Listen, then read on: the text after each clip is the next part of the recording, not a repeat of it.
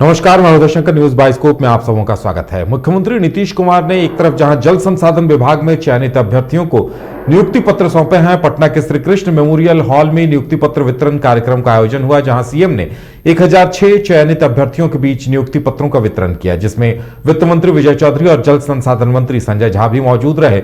वहीं दूसरी तरफ जनता दरबार का आयोजन हुआ। पटना स्थित मुख्यमंत्री सचिवालय में जनता दरबार में सीएम नीतीश कुमार ने लोगों की शिकायतें सुनी। स्वास्थ्य विभाग, शिक्षा विभाग, समाज कल्याण विभाग और सामान्य प्रशासन विभाग के साथ साथ कई अन्य विभाग से जुड़े मामले भी जनता दरबार में आए। इस दौरान सीएम ने लोगों की शिकायतें सुनी और अधिकारियों को ऑन द स्पॉट समाधान का निर्देश भी दिया। तो चर्चा करेंगे हम, हमारे साथ तो तेजस्वी यादव और नीतीश कुमार इस समारोह में मौजूद थे, जहां जल संसाधन विभाग के 1006 चयनित अभ्यर्थियों को नियुक्ति पत्र दिया गया है। तो मुख्यमंत्री नीतीश कुमार चयनित अभ्यर्थियों को नियुक्ति पत्र सौंपते हुए, नियुक्ति पत्रों को लेकर पिछले दिनों काफी विवाद भी हुआ था। विपक्ष लगातार इस बात को लेकर हमला बोल रहा था कि इनकी नौकरियां पहले ही तय हो चुकी है, अब सिर्फ जानबूझकर ऐसा किया जा रहा है, प्रदेश की जनता को धोखा दिया जा रहा है। लेकिन नीतीश कुमार और तेजस्वी यादव ने जल संसाधन विभाग में चयनित 1006 अभ्यर्थियों को फिर नियुक्ति पत्र दिया है।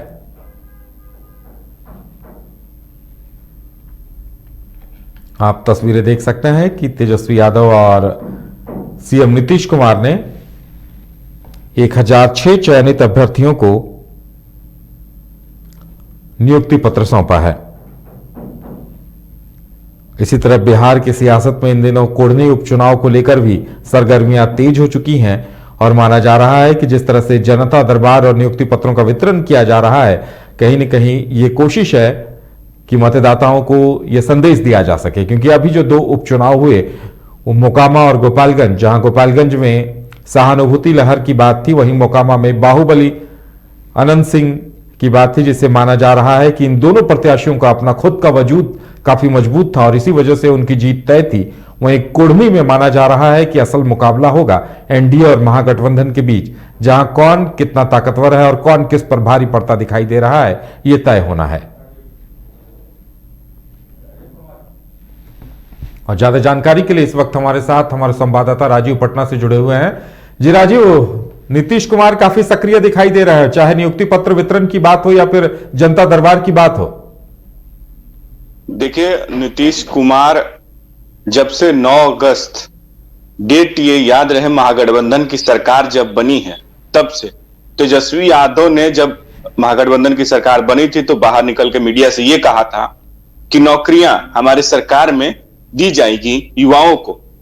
2020 में भी आपको याद होगा कि 2020 में जब तेजस्वी यादव जब राजद के लिए चुनाव प्रचार कर रहे थे, तो उन्होंने साफ कहा था कि हम नौकरियां 10 लाख एक सिग्नेचर पे देंगे। लेकिन सरकार तो नहीं बन पाई। लेकिन जब वो सरकार में आए, उसके बाद जब इस तरीके की नियुक्ति पत्र जो वितरण समारोह है 9 अगस्त के बाद से चलता रहा है, और ये लगभग दर्जनों भर से ज्यादा नियुक्ति पत्र, और जो तो आज हम कह लें कि जो नियुक्ति पत्र माननीय नीतीश कुमार ने नियुक्ति पत्र जल संसाधन विभाग के जो चयनित कर्मी हैं उनको नियुक्ति पत्र दिया गया है। और नियुक्ति पत्र में उन्होंने 1006 लोग हैं, नियुक्ति पत्र हैं। इस मौके पर तेजस्वी यादव, नीतीश कुमार और जल संसाधन मंत्री संजय झा, मतलब तमाम मंत्री वहां थे और मुख्यमंत्री खुद थे। मुख्यमंत्री ने यह कहा कि हम तो काम करने वाले लोग हैं, हम काम करते हैं और ऐसी नियुक्ति पत्र वितरण ऐसे ही चलता रहेगा।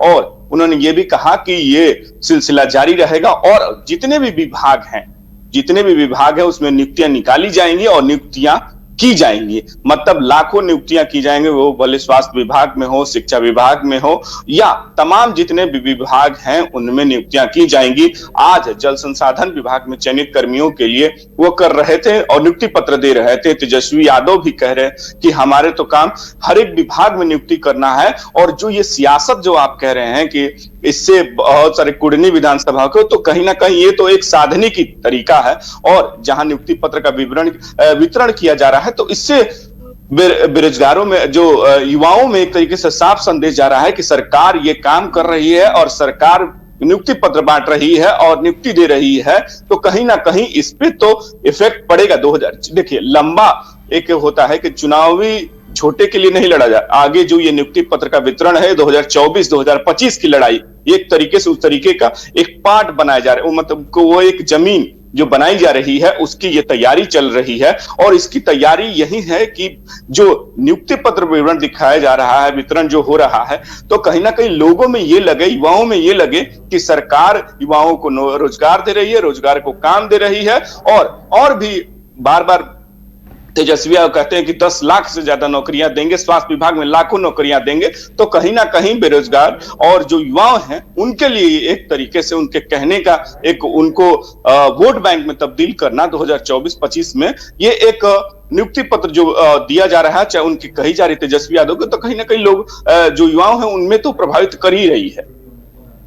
बिल्कुल राजीव, बीजेपी लगातार इस पर सवाल खड़े कर रही थी। बीजेपी की तरफ से कहा जा रहा था कि ये जो एनडीए की सरकार थी उसकी तरफ से पहल की गई थी, अब सरकार महज श्रेय लेने का काम कर रही है, तो क्या इस पे भी कोई प्रतिक्रिया सामने आई है क्या? देखिए मान्य विपक्ष में अब तो भाजपा है और भाजपा ने, और जहां चिराग पासवान की बात भी कर ले, मतलब कि भाजपा चिराग पासवान अब तो एक साथ आ चुके हैं। आज पारस ने भी कह दिया है कि अब चिराग पासवान अगर एनडीए में आते हैं तो उससे कोई फर्क नहीं पड़ता। लेकिन हम बात करते हैं नियुक्ति वाली पत्र की बात के, तो हम ये कह रहे हैं कि यहाँ जो विपक्ष में है बीजेपी की, जो अगर मान के चले तो बीजेपी का साफ कहना है कि ये जो नियुक्ति पत्र एक तरीके से घोटाला है। और नियुक्ति पत्र का घोटाला है कि जब हम सरकार में थे तो नियुक्ति उस समय की है और उस समय ये पूरा एक तरीके से प्रक्रिया पूरी करी, अब नियुक्ति पत्र जो काम कर रहे हैं विभाग में उनको नियुक्ति दी जा रही है, तो कहीं ना कहीं एक सरकार द्वारा बहुत बड़ा घोटाला है। और इस तरीके के जो कर रहे हैं, सरकार जो कर रही है, दिखाने की कोशिश कर रही है कि नियुक्ति हम दे रहे हैं, वो कहीं से मतलब कि एक तरीके से वो जायज नहीं है। और जो नियुक्ति करने की बात होती है इतना ही है, तो नीतीश कुमार नियुक्ति क्यों नहीं निकालते हैं, मतलब कि अगर इतना ही है तो वो रिक्त पदों को क्यों नहीं भरते हैं। तो मतलब कि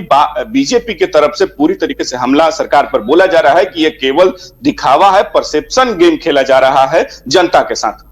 बिल्कुल राजीव, क्या ये माना जाए कि अभी हम यही कह भी रहे थे कि मोकामा और गोपालगंज में चूंकि जो प्रत्याशी थे उनका खुद का कद बहुत ऊंचा था तो वहां दल उतने मायने नहीं रखते थे, तो क्या कुर्नी में ऐसा लग रहा है कि एनडीए और महागठबंधन की असल परीक्षा होनी है, जिसे लेकर दोनों ही खेमे काफी सक्रिय दिखाई दे रहे हैं? देखिए उदय जी, एक बात साफ है कि यहाँ जो मोकामा आप कह लें या गोपालगंज कह लें, वहां उसी कैंडिडेट वहां थे उनको वोट दिया गया। मतलब कि ये कहना है कि मतलब जो अपनी अपनी पार्टी अपने अपने वक्तव्य रखती है, तो उनका साफ कहना है कि वहां के बीजेपी आरोप लगाती है कि महागठबंधन को वोट नहीं मिला है। ये अनंत सिंह को मोकामा में मिला है, वहां सुभाष सिंह को वोट मिला है, सुभाष सिंह की पत्नी को मिला है।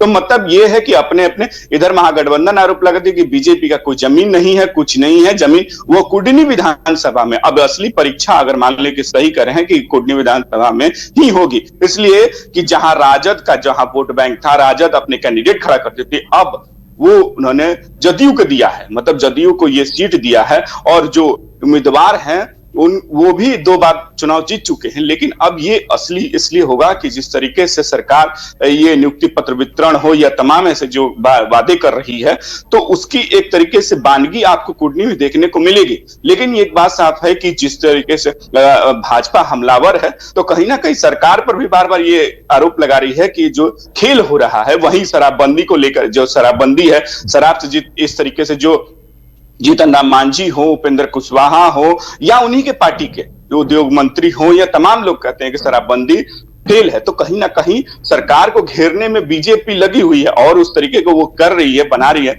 कि सरकार जो है वो नियुक्ति पत्र हो या शराबबंदी हो, केवल दिखावा कर रही है। जीतन राम मांझी बार बार कह देते हैं कि शराबबंदी तो केवल एक तरीके से दिखावा है। तो बीजेपी पूरी रणनीति कुर्नी को लेकर भी बना रही है। अब ये देखना होगा कि जब चुनाव होता है तो जीत किस तरीके से किसकी होती है। चलिए राजीव, ये देखना दिलचस्प होगा कि कुर्नी में क्या होता है और कौन किस पर भारी पड़ता है। हमारे साथ जुड़ने के लिए और तमाम जानकारी देने के लिए आपका बहुत बहुत धन्यवाद।